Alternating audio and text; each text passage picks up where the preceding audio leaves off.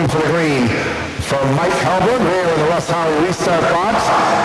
We are underway with 25 laps, and it is King who marches out to the early lead down to turn number 1. Sonata in the 7 goes to that second spot. The 7-11, which was a Bob Pulverari replica. Pulverari raced at the Riverside Park Speedway that closed in 1999. And also a Spring Sizzler winner by a finger over Richie Evans. Then in 4th, the 00. Levangie has cruised a speedball victory lane in the American Vintage Modifieds quite a few times, and he usually lays back a bit in the early stages of the event. Trouble is the 7 goes sliding across the grass. And the American Vintage Modifieds come off turn number 4. Green flag is back out. And they charge their way down into turns 1 and 2.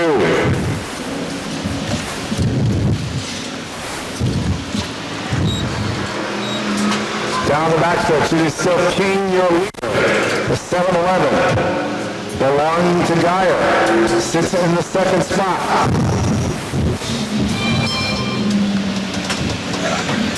And they charge their way. Now here comes Levangie, starting to make his way up to the field. He sits in that 3rd position. And then rounding out the pack, it is Al Sonata in the Mayberry Material Handling number 7. They skate their way off turn number 2 and down the backstretch. King with a 5 to 6 car lead over the 7-11 Geyer. Now Geyer getting a chance to run the car. That's normally run by John Mayberry, that 7-11 machine, when they show up here on Vintage Modified night and trying to sock down his prey is Levangie in the 00. The 3 bring their way across the line, and ever so slightly, Geyer in the 7-11 trying to close in.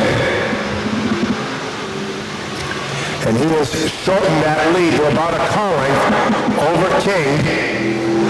The X6, which was campaigned by the late Mike Stefanik, goes down the backstretch, the leader of the pack, as the top 3 have separated themselves from the 7 of Sonora, who had that early spin.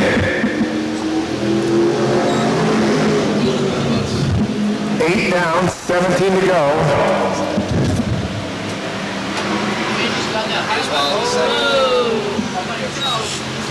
And it is modified and scooting out to the front. It is Geyer in the 7-11. Levangie rolls around the 7 of Sonora, and King now drop kick all the way back to the 4th spot as Levangie charges on the outside in the 2nd. King moves into 3rd, and King on the attack down low will push the 00 back to the 3rd position as they freight train their way down the backstretch and into turns 3 and 4. These are the cars that were featured back in the 70s, 80s, and into the early 90s as drivers took Pintos, Cavaliers, Vegas, Gremlins, Monzas, Chevettes, and turned them into modifieds when the old coupe and coach style bodies, which were campaigned for many years, up until the early 70s, when right here at the Speedball, the debate as to who was the first actual Pinto body race car, whether it was a 2X at the Stafford Speedway, driven by Eddie Flinty, or the L&M Pinto, which made its debut a few weeks earlier here at the Speedball. The battle on for the top spot as King rebounds from that early spin, and once again has an issue. He's on the pin.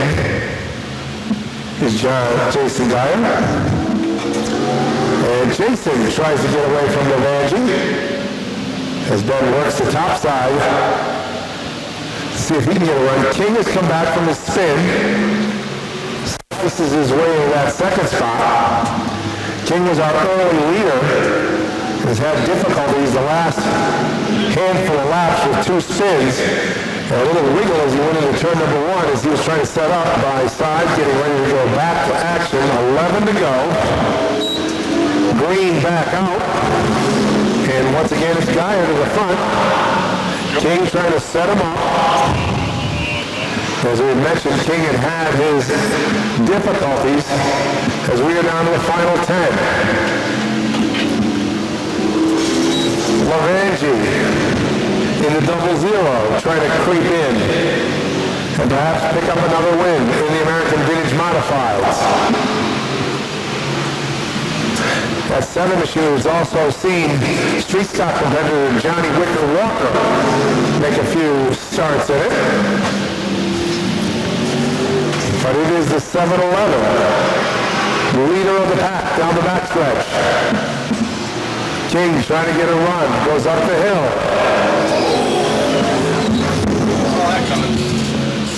And King clips the front straightaway wall.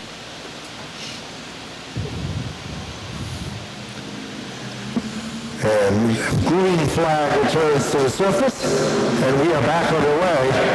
And once again, it's Jason Geyer leading the pack. Lavangi trying to close in. And Sonora making up the top 3 that we have left in our American Vintage Modified main event. Best battle is where Geyer is trying to hold off the multi-time winner in Lavangi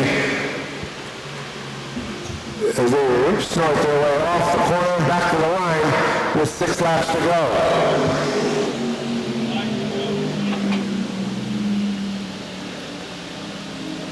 Lavangi stalking his prey down in the final 5, but he is back by about 3 car lengths. The 7-11 comes across the line, your leader. A distant third is the 7 of Sonora. But Lavangi perhaps conserving the car to the late stages of the event. Waiting to put a move on the leader Geyer.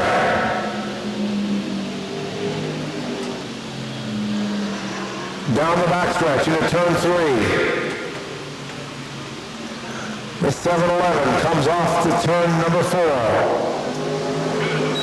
And now within striking distance is Lavangi. He'll go up the hill to get a run down the backstretch. Mike Helberg with twirling 2s down to the final 2 laps of our American Vintage Modified feature event.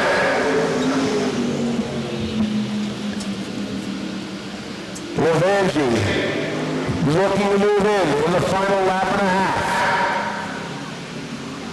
Geyer looking to hang on for what could be his first ever win in the American Vintage Modifieds. Lavangi's trying to close in. Down the backstretch they go. Final time through turns 3 and 4. And your winner will be the 7-11 of Jason Geyer. Then Lavangi is second, and Alice Sonora make up the top 3.